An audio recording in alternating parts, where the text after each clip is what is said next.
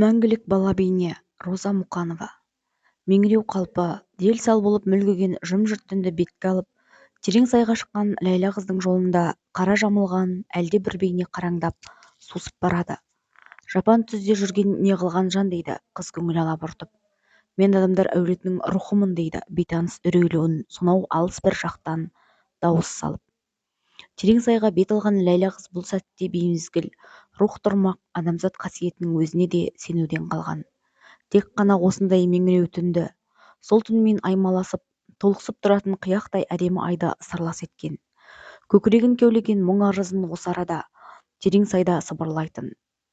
Дөп-дөңгелек ай толықсып, сүттей аппақ көркімен қара жамылған қарауылға сән беретін. Кейде үңіліп қарап қалған кіп-кішкентай Ләйлә қызбен быт-шыт болып айырылып жатқан қарауылдың жеріне есіркей қадалатын. Біресе осы түнді де, кішкентай ауылды да менсінбей қиғаштай шалқайып келіп жатып алатын.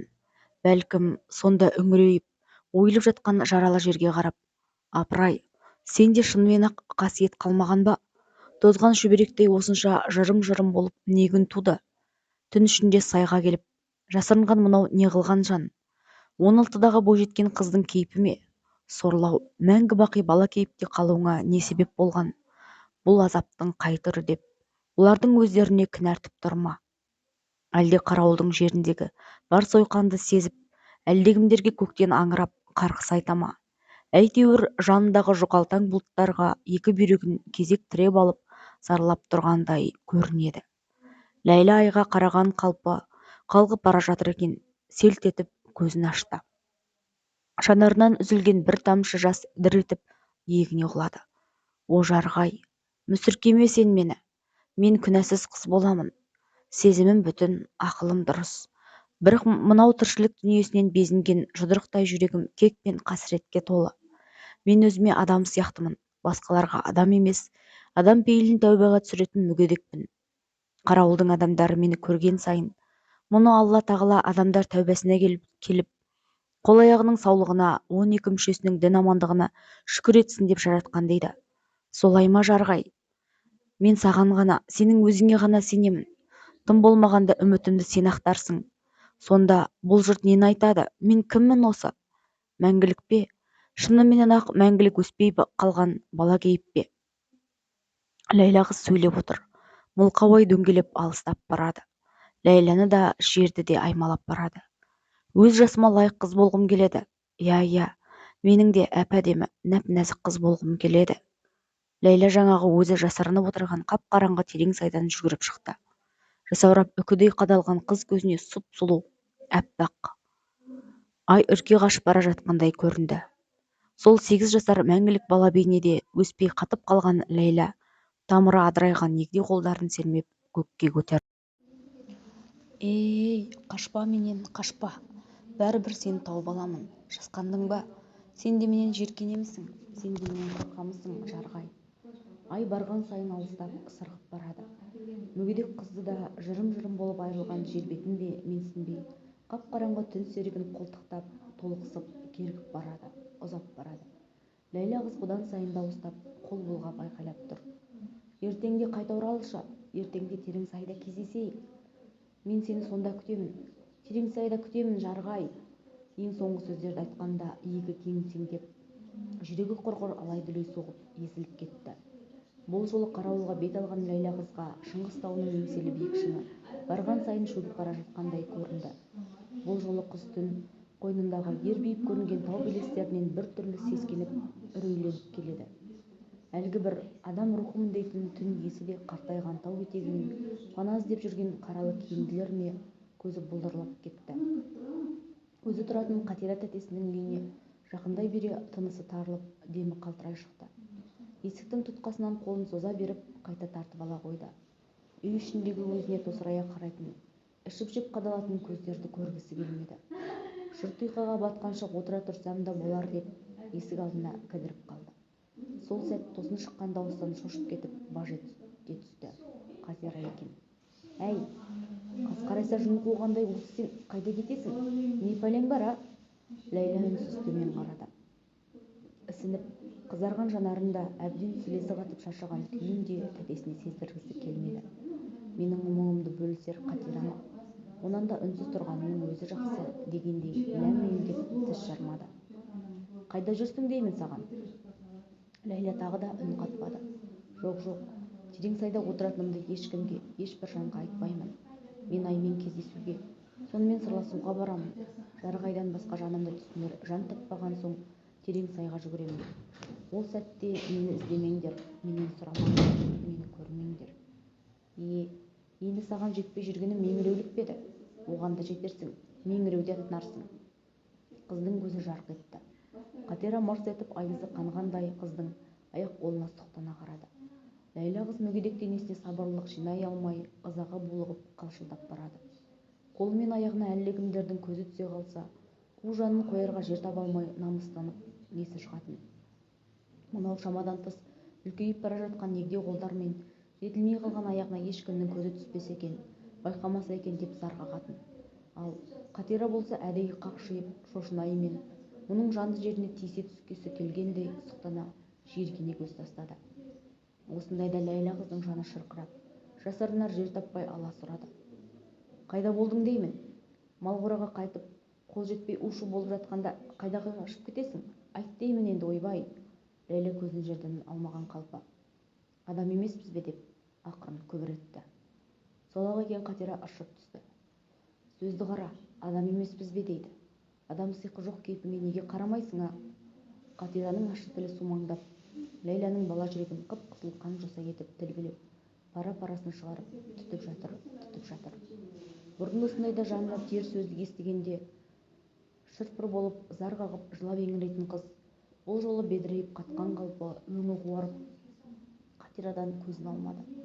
Сезімсіз, жүрексіз, қатыгез адамның төрт-түлігі қашанда сай болады. Табалайсың ғой, табалай бер, табала. Мен осы қасіретті Құдайдан сұрап алғанмын. Иә, сеніңше сұрап алған тағдырым осы. Отыңмен кіріп, күліңмен шығып жүрмін емес пе? Не жазып едім саған? Жетілмей қалған сәби бетін жап-жалпақ алақанымен басып алып, жүресінен отыра кетті. Сол қалпы пысылдап бастап, төзімі таусылып, көз жасына ерік берді. Мұндайда бүкшиіп, босағада жылап отырған Ләйлә қызға бірде-бір жан, әй, мынаған не болды, тиіскен кім деп сұрамайды да. Бәлкім, осылай бейшара күй кешіп, жылап отыруы заңдылық деп ойлай ма? Ей, байғұс, көз жасыңды біз емес, Құдай көрсін. Соның ілтипатын күт, пейілін көр, дейме теріс қарап күбірлеп өте шығатын. Ләйлә мұны да сезетін. Түн ішінде жарқырап, толықсып шығатын мылқау ойды есіне алып, Тереңсайға қарай жүгіре жөнелгісі келетін де сондықтан. Тереңсайға түскен ай сәулесі бұрынғысынан да жап-жарық, жел бетін кесіп, жылжыған қалпы Ләйлә қызды іздеп жүр. Қарауылдың суынан да, жерінен де, тауынан да сұрап, бел-беулеп іздеу салады. Қайда кеттің? Неғып бүгін Тереңсайда жоқсың деп. Ана дауыс жып-жылы алақанымен қолын жайып, сай ішінде қалықтай жүргендей. Түн жамылған сай іші жап-жарық, ай таң атқандай ағартып барады. Құлыным-ай деген ана дауысы еміреніп келіп сай ішін жағалап кетті.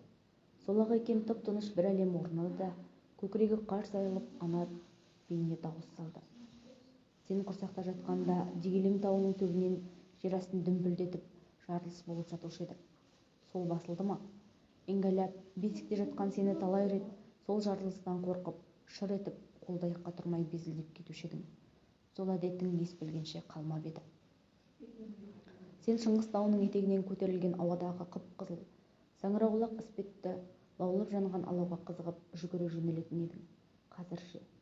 Апа, тау жақтағы әуеде қалықтап тұратын саңырауқұлақ бүгін тағы да түсіме кірді дейтін ең. Сонда жең жарықтық. О, қарғатайым-ау, сен де Құдай жеткісе сол саңырауқұлақ сияқты жұрттың көзінің жауын алып лаулап тұратын боласың деп мейірленіп маңдайыңнан сүйуші еді. Қазір қайдасың? Қайда кетіп қалғансың? Сай ішіндегі дауыс әлсіреп сөніп, ай көтеріліп, биіктеп бара жатқандай болды. Сол қалпы Тереңсайдағы әр тобылғының түбінен Ләйлә қызды іздеп кесіп барады. Бірақ бұл жолы ай бетіне еміреніп қарайтын Тереңсайдағы қыз бейнесі көрінбеді.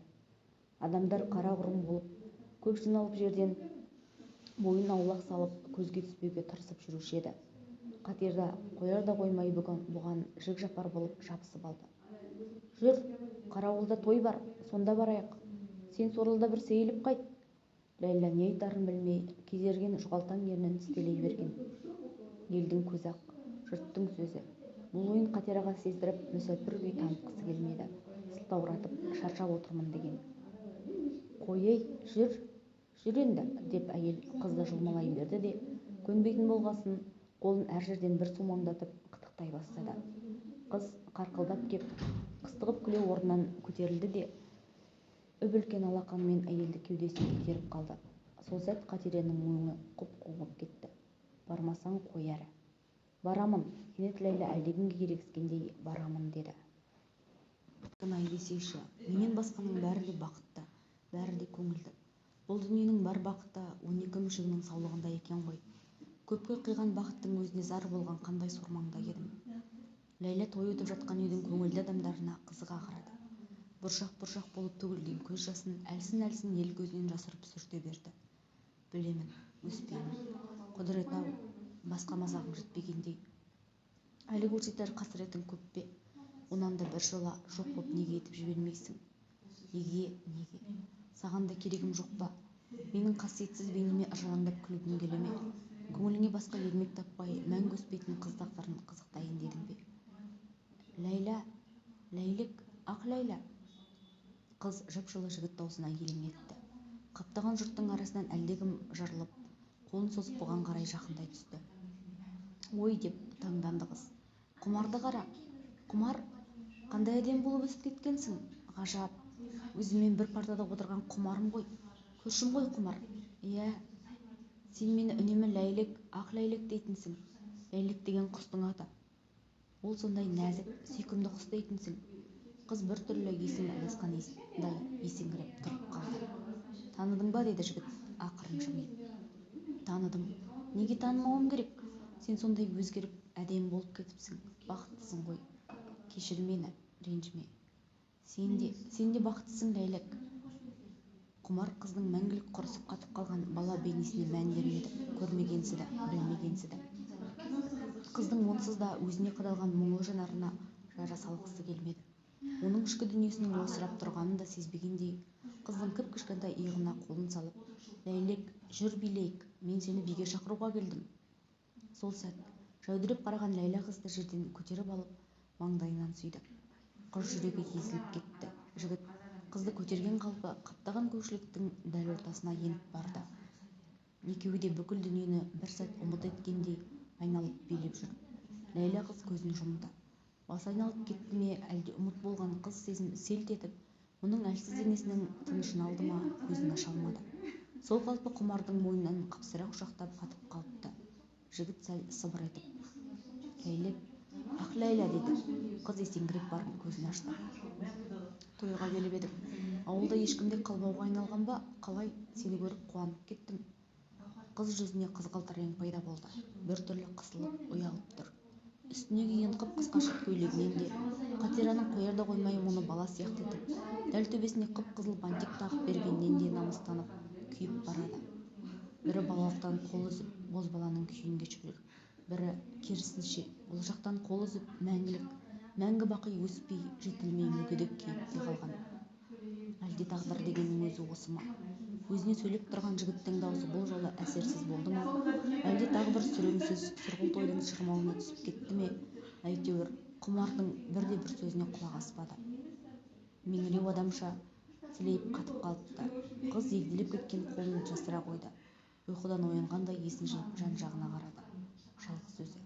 Құмар, қайдасың? Қыз жан-жағына жалтақтай қарады. Ығы-жығы халықтың арасынан жігітті іздеген қыз аласұрып адамдарға тіксіне қарады. Құмар қайда? Қайда жібердіңдер? Қайда кетті? Қайда? Сұрастыра берген. Өмірінде алғаш рет адамдармен қатарласып, арман дүниесінің жанын мықтап бір ұстағандай еді. Ол да сусып қолынан шығып кетті. Жаңа ғана бар қасірет атаулыдан бір жолы арылып, әуеде қалықтап жүреді. Топ етіп қара жерге қайта түсті. Қыз тағы да жанашыра Құмар деп дауыстап қалып еді. Әлдекімдер мырс-мырс етіп күлгенін, пыш-пыш сөйлегенін сезді. Азаптан, осы бір азаптан құтқарыңдаршы мені деп қыз шыңғырып жібергісі келген. Сонда ғана әлгі бір мейірімі мол, жап-жарық ай іздеген. Соған қарай ентелеп ұшып, тобылғысы сірескен терең сайға беттеген. Ләйлә қыз көкке қадалып жап-жас іркілген жанарымен жалаңаш айды аймалап, иегін көтеріп ғарыштағы жарық айға бетін тосты. Бұл кезде қарауыл қаралы күйде еді. Қарттар жағы күңіреніп, таяғына сүйеніп, күрсініп тұрған. Қара жамылған әйелдер бір-бірімен дауыс салып көрісіп, сай-сүйегіңді сырқыратып зарлап жүрген. Бастарын әрең көтеріп, айырылдық қой дейді. Болашақтан үміт жоқ, бейбақ болдық қой. Ұрпақсыз тұл қалдық қой. Ата-баба жер еді, күлін көкке ұшырды ғой. Әлсіреген әйелдер бірінің иығына бірі басын сүйеп еңіреп жылаулы. Есі шыққан Ләйлә Қатираны іздеп таба алмады. Қарауылға не болғанын, неге осынша аңырап, зарлап жатқанын ұқпады. Көзі атсыздай болып шарасынан шығып кете жаздап тұр. Ойпыр-ай, не күн туған, не болған адамдарға? Қыздың қол-аяғы қалш-қалш етіп, көзі жұмылып бара жатты. Қарауылдың тұрғындары сол күні қақ айырылып үңірейіп жатқан жерді көрді. Тартылған су мен тұтылған айды көрді. Сол күнгі еңіреген қалың жұрттың дауысы әлдекімдердің құлағына жеткен бе? Ақ киім киіп бейтаныс жандар түн ішінде келіп, жетілмей қалған мәңгілік бала бейне әулетінің бәрін жинап бітеу қара машинаға тиеп жатты. Ішінен шыққан баласы емес пе? Қимастықпен боздаған ата-ана зарлап қала берді. Бұл сәтте Ләйлә терең сайда еді. Оны іздегендер де, іздескендер де таба алмады. Әдеттегідей ел көзінен жасырынып келген Ләйлә қыз терең сайға жетіп жарық аймен кездескен. Ұзақ үнсіздіктен кейін балалық бар арман тілегін, құмарға деген қыз сезімнің бой көтергенін жасырмай ағынан жарылып, түнгі сай ішінде жалғыз өзі күбір-күбір еткен. Сонда жарықтық ай қыз сезімнің тіршілігіне сүйсініп, дірілдеп жылап тұрғандай көрінген. Сол түннің суық ызғарында ұмытып, екі тізесін ебедейсіз өсіп кеткен екі қолымен құшақтап алып, Ләйлә ұзақ отырды. Орнынан тұра бере, бұрынғыдай емес, денесінің ауырлығын сезді. Бойын күздің қара суығы алып қалды ма, әлде ыстығы көтеріліп тұр ма? Егде қолдарының күші қайтып, қайраты таусылып, Қатира үйінің есігін зорға ашты. Әйелдің шытынаған көздері қадалып, мұның онсыз да жаралы жанын одан сәрі жаныштап жіберді. Айтпады деме, енді кешігеді екенсің, күз болмақ түгілі қыс болса да үйден қуып шығамын, білдің бе? Қатира екіленіп алыпты. Қыздың құлағына алыстан талып қасқырдың ұлығаны естілді. Қумашы деді, жалына қарап иегі дірілдеп, көзі бозарып кетіпті. Ләйлә көзін аша алмады. Мұп-мұздай қолымен аяғына әлдене тиіп кетсе болды, еріндері қыбырлап. Құмарымсың, сен қайда жүрсің? Мен сені сол күні ұзақ іздедім емес пе? Кел, өткендегідей мені биікке көтеріп, айналып биле. Кел, құмар, деп сандырақтайды. Қыздың ауыр халіне ешкім де алаңдап көңіл бөлмегендіктен, оның не айтып, не сөйлеп жатқаны үйдегілерге беймәлім еді. Тек сол күні түнде дәрігер келіп кеткеннен кейін ғана қыз әлсіреп басын көтерді. Бас жағындағы өзін бағып отырғандарға көз салды. Екеуі де көрші ауданның басшы азаматтар екен. Өзіңнің көңіліңді сұрай келдік, дегендеріне Ләйлә масайрап, өңі қашқан жүзіне қызғылт рең жүгіріп, көзін жерге салды. Осы келіп отырған екеуден қыз жақсылықтың нышанын күтіп, сөздің аяғын бақты. Қарағым Ләйлә, сенің де көрген қасіретің аз емес. Жаңағы сөз бастаған күмілжіп отырып қалды да, ертең біздің ауданда қаралы жиын өтпек. Өзің сияқты балаларды өткенде қала жаққа алып кеткен. Содан әлі күнге дейін хабар жоқ. Енді міне, көзге көрінен өзің қалған екенсің. Ертең өтетін қаралы жиынға өзіңді қолға ұстап көтеріп шықсақ деген ой келіп еді. Сол-ақ екен, қыздың құлағы шулап, басы айналып кетті. Алапат күннің белгісі ретінде, ел басына қатер тұтынған күннің белгісі ретінде. Иә, әйтеуір жақсылықтың емес, жамандықтың, тек жамандықтың белгісімен. О Құдай. Ал Ләйлә, жолға жиналсақ. Қыз талықсып барып көзін ашты. Бұл жолы әлгі бір ағыл-тегіл болып, жанарына толып кететін жас көрінбеді. Бірақ әлсін-әлсін өкси берді. Жамандықтың белгісі болғым келмейді. Мен аяңдаршы, мен ел көзіне оғаш, мүгедек болғанымен жақсылықты ғана аңсаймын. Мен тек жақсылықты. Отырғандар түнеріп үнсіз қалды. Қыздың онсыз да үзілгелі тұрған нәзік жанын ешкім түсіне алмады. Намыс қойын қарай көр, жаман неменің, деп Қатира күңк-күңк етті. Ләйлә көзін қайта ашып, отырған адамдарға ұзақ телміріп жатты. Сосын оларға сыбырлап, құмарда бола ма?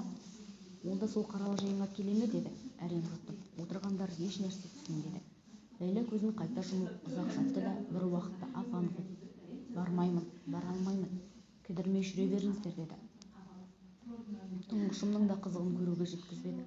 Осы қандай тәуба, осы да жетеді деп сампылдаған Қатираның дауысы төсек тартып жатқан Ләйләға ап-анық естілді. Өмір қандай арзан, бір ғана ыстығы басылмаған қуаныш үстінде жаныңды қия салу қиянат емес пе? Өй, байғұс, тоқтатсайшы, тоқтат деп Ләйләнің дауыстағысы келген, бірақ үні шықпады.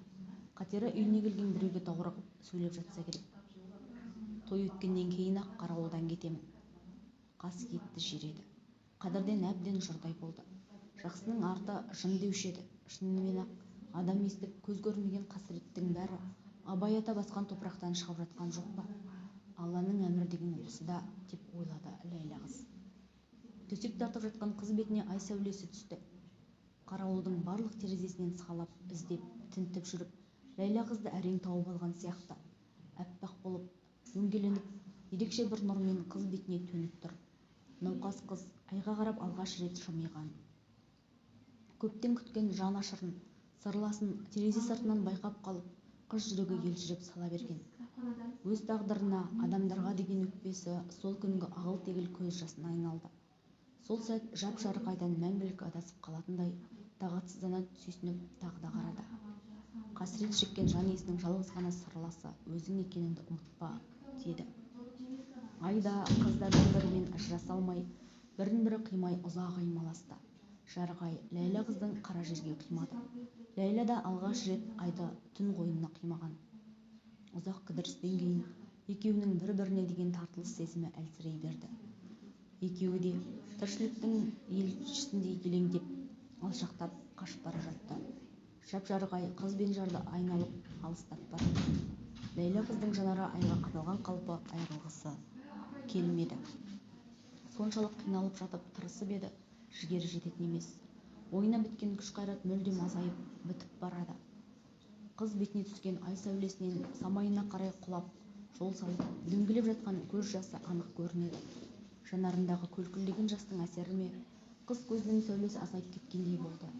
Жанталасып, егде қолдарымен көз жасын сүртіп тастауға тырысып еді, қозғалтпады. Ләйлә қыз мұңайып, жанарын бір жұмып, демалып тағы ашамын деген, бірақ жан тапсырған төсектегі қыз суретін ұзақ аймалаған ай биіктеп жылжып кетті. Мәңгілік қоштасып кетті. Екі тіршілік, бірі жер баласы, бірі түн баласы. Қатира тойға дайындалып жүріп, әдеттен тыс ұзарып, сұлап жатқан Ләйләнің қасына ентелеп жетіп барды да үңіле қарады. Ойбай, мына байбақ өліп қалғаннан сау ма? Құдай-ау, өліп қалыпты, енді қайттым. Қырсық неменің дәл той күні өлетінін кім білген? Қатира өзінен өзі сөйлеп, әлі-берлі жүріп сенделіп қалды. Қап, дәл той күні қылжия барғанын көрмейсің бе? Қасиетсіз неме. Той үстінде кімге барып ат үсті өлімді хабарлайсың? Жатсын енді. Менен басқа мұны әзір сезе қойған ешкім жоқ, деген әйелдің сумақай жүйрік ойы бір сәтте шешім қабылдап, кезеріп жатқан қыз жүзін орамалмен жасырып жаба салған. Сол бойы үйден жүгіре шыққан Қатира сасып қалды. Алыстан өзіне таныс зарлы әуен талып естілді. Қара жамылған қарауылдың топ-топ адамдары аңырап, тағы да көрісіп жүр. Айтқан сөздеріне төбе құйқаң шымырлап, сай-сүйегің сырқырайды. Ойпыр-ау, өлтіреме қайтеді. Түнде тағы да жарылыс болды. Қатира дір-дір етті. Әлгінің өлімінен сол жарылыстың әсері болмасын деді, іштей сыбырлап. Еңіреп жатқан сонау қаралы топты той болатын үйге жақындатқысы келмеді. Аулақ, аулақ, тұңғышымның қызығын тойлатуға да мұрша бермедіңдер ме? Өлгенде бір көрген қызығымды қисаңдаршы, тым болмағанда. Сосын әлі үйінен шықпаған Ләйләнің сүйегі есіне түскенде әлсіреп, өңі қуарып бүк түсіп отыра кетті. Қарауылдың қаралы тобыры осылай қарай бет алыпты, шулап келеді. Қатираның дыбысы шықпады. Бірісі алақанын жайып, көптен жәрдем сұрайды. Бірісі екі қолын төбесіне қойып, аңырап, босағасына қарай теңселіп құлай береді. Қалықтап жылжыған ай сәулесі қараңғыда қалып бара жатқан Қатираның жүзіне сонау алыстағы қалпы жіп-жіңішке болып түсті. Өзі шалқайып жатыр. Қатираның көзіне ай жарылып, екіге бөлінгендей көрінді. Ойпыр-ай, деді ол сыбыр-сыбыр етіп. Ендігі жерде қарауылдың айы бұрынғыдай толықсып сән бермейді десеңші. Сүттей аппақ болып, қап-қараңғы түннің көзін ашпайды десеңші. саусақтары дір-дір етіп кеудесін қысып бара жатқан бешпентінің түймелерін ағыта берді, ағыта берді.